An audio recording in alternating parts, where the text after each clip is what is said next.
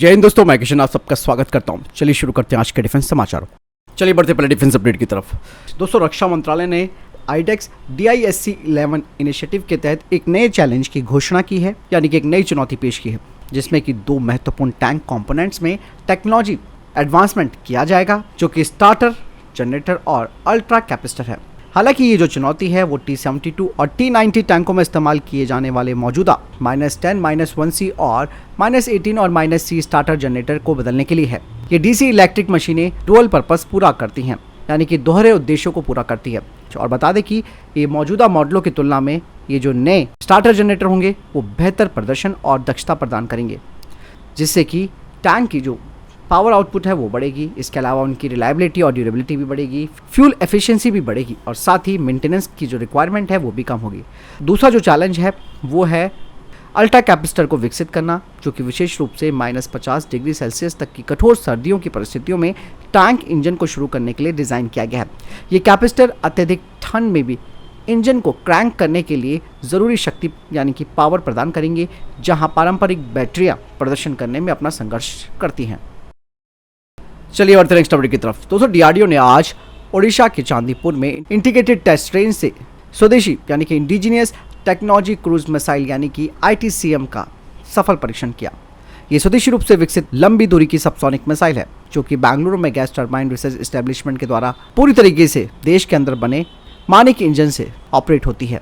ICTM एक weapon point guidance प्रणाली का इस्तेमाल करके नेविगेट करती है, जो कि इसे जबरदस्त सटीकता के साथ प्री प्रोग्राम फ्लाइट पाथ का पालन करने की अनुमति देता है। बता दें कि परीक्षण के दौरान DRDO ने एक मजबूत निगरानी प्रणाली का इस्तेमाल किया और इंटीग्रेटेड टेस्ट रेंज की अलग अलग स्थानों पर radar, electro optical tracking system और टेलीमेट्री सहित कई सेंसर्स की एक श्रृंखला को रखा गया था, ताकि पूरे उड़ान पथ की बारीकी से ये जानकारी हासिल कर सके।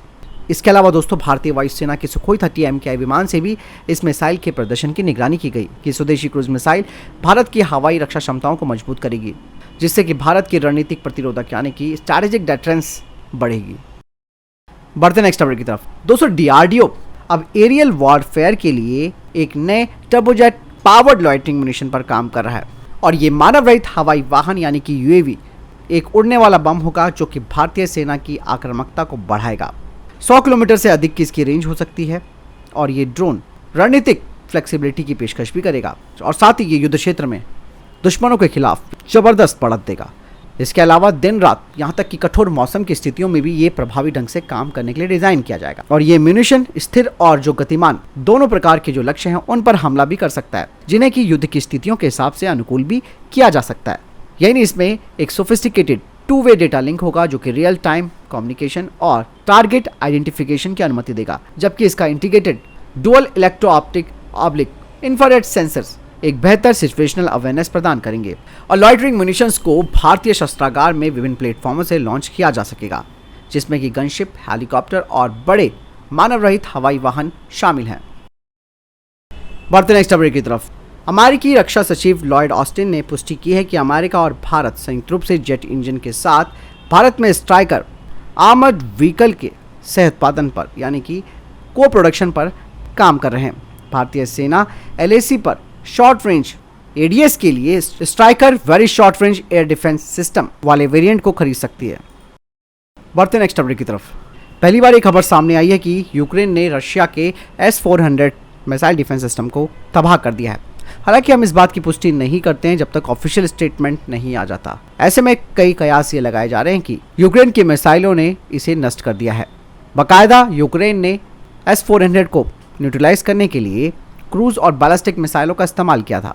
दरअसल यूक्रेन ने जानबूझकर रशिया के जो संवेदनशील टारगेट्स हैं उन पर अटैक किया। हालांकि यूक्रेन की मिसाइलों से रशिया का इतना ताकतवर एयर डिफेंस सिस्टम बर्बाद हो गया, ये वाकई में एक चौंका देने वाली बात है, क्योंकि भारत भी S-400 का इस्तेमाल करता है। अगर इस बात में अगर सच्चाई है तो ये बात भारत के लिए बिग टेंशन वाली बात है। लेकिन दोस्तों, यहाँ पर इससे भारत को भी एक बड़ा सबक मिलता है कि भारत जो अपने स्वदेशी एयर डिफेंस सिस्टम प्रोग्राम पर काम कर रहा है उस पर ही आगे बढ़ना चाहिए, बजाय विदेशी एयर डिफेंस सिस्टम पर भरोसा करने से। चलिए बढ़ते नेक्स्ट अपडेट की तरफ। दोस्तों, आखिरकार फिलीपींस को ब्रह्मोस मिसाइल की डिलीवरी की जो तारीख है वो सामने आ गई है। अब कहा जा रहा है कि ब्रह्मोस मिसाइल 19 अप्रैल को फिलीपींस पहुंच जाएगी। इस मिसाइल को इंडियन एयरफोर्स के C-17 ग्लोबमास्टर और रशियन IL-76 ट्रांसपोर्ट विमानों के जरिए फिलीपींस पहुंचाया जा रहा है।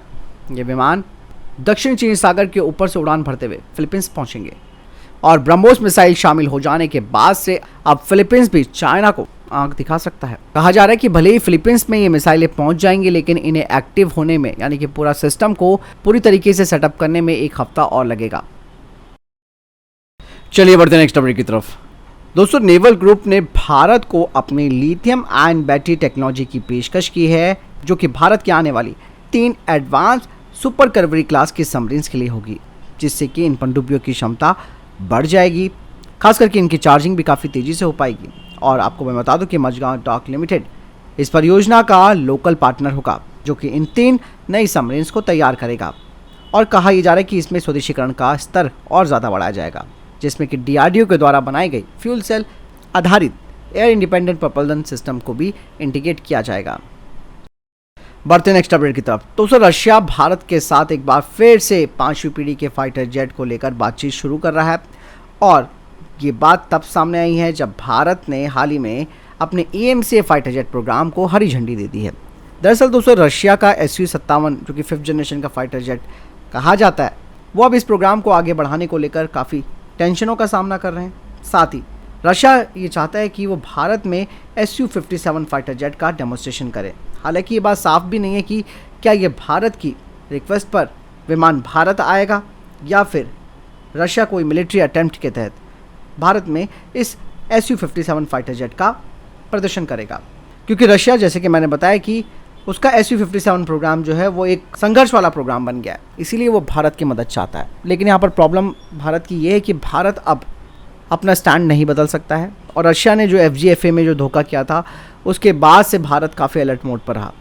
इसीलिए AMCA का कोई विकल्प नहीं होना चाहिए और है भी नहीं। और विदेशी फाइटर जेट्स पर हमारी निर्भरता अब धीरे धीरे खत्म भी हो रही है। फिलहाल आपको क्या लगता है, कमेंट सेक्शन में लिखकर जरूर बताइएगा। बढ़ते नेक्स्ट अपडेट की तरफ, जो भारत के हेल UAV प्रोग्राम को लेकर आ रहा है। दरअसल मैं आपको बता दूं कि रक्षा मंत्रालय high altitude long endurance UAV program को स्पेशल पर्पस व्हीकल के माध्यम से आगे बढ़ाना चाहता था, लेकिन इसमें कई तरीके की रोड ब्लॉक्स दिखाई देने लगी। हालांकि इसमें जो प्राइवेट सेक्टर की कंपनियां हैं, उन्होंने भी कोई दिलचस्पी नहीं दिखाई। इसके बजाय कुछ प्राइवेट कंपनियों ने अंतर्राष्ट्रीय यानी कि इंटरनेशनल ओरिजिनल इक्विपमेंट मैन्युफैक्चरर्स के साथ साझेदारी को प्राथमिकता दिखाई है। हालांकि विदेशी सहयोग को इसमें प्राथमिकता दी जा रही है, इसके बारे में कोई ज़्यादा डिटेल सामने नहीं आई है, ऐसा क्यों किया जा रहा है। और हेल UAV प्रोग्राम तैयार करना अपने आप में काफ़ी जटिल भी है। कुछ भारतीय कंपनियों को महसूस हो सकता है कि उनके पास इस तरीके की परियोजना को स्वतंत्र रूप से शुरू करने का अनुभव या उनके पास संसाधन नहीं है, और वो विदेशी कंपनियों के साथ साझेदारी करना चाहती हैं ताकि उनकी विशेषज्ञता उन्हें मिले और फिर इसके विकास में तेजी आए। यानी कि हमारा स्वदेशी हेल UAV प्रोग्राम एक महत्वपूर्ण मोड़ का सामना कर रहा है, लेकिन इसमें विदेशी सहयोग को जोड़ना थोड़े समय के लिए हमें फ़ायदा ज़रूर देगा। लेकिन अगर लॉन्ग टर्म देखा जाए, यानी कि लंबे समय की बात की जाए, तो फिर इसका कोई फ़ायदा नहीं होगा, क्योंकि हमारी निर्भरता इन पर ज़्यादा हो जाएगी। चलिए बढ़ते नेक्स्ट अपडेट की तरफ। भारत के chief of defence staff general Anil Chauhan ने कहा कि वो दिन दूर नहीं है जब भारत दुनिया में प्रमुख सेवा प्रदाताओं में से एक बनकर उभरेगा। जनरल चौहान ने इंडियन डेफ स्पेस सिंपोजियम 2024 को संबोधित करते हुए कहा कि अंतरिक्ष एक अंतिम सीमा है और भारत स्पेस सिचुएशनल अवेयरनेस से संबंधित डेटा के अलावा अंतरिक्ष क्षेत्र में सेवाओं का प्राप्तकर्ता भी रहा है। उन्होंने कहा कि वो दिन दूर नहीं है जब भारत अन्य देशों को भी इसकी सर्विस प्रोवाइड कराएगा। साथ ही उन्होंने कहा कि युद्ध के इतिहास ने हमें सिखाया है कि किसी भी युद्ध में शुरुआती प्रतियोगिता आमतौर पर एक नए क्षेत्र में होती है और आज अंतरिक्ष में गतिविधियों को जमीन से नियंत्रित किया जाता है, जो कि इसे एक दिलचस्प बना देता है। नया डोमेन संघर्षरत पुराने डोमेन को प्रभावित करता है। तो ये थे अभी तक के टॉप डिफेंस अपडेट्स। वीडियो के संबंध में कोई प्रश्न जवाब आपको कोई सवाल है, कमेंट सेक्शन में लिखकर जरूर पूछ सकते हैं। मिलता हूँ नए वीडियो के साथ। चैनल को सब्सक्राइब कीजिएगा। जय हिंद, वंदे मातरम।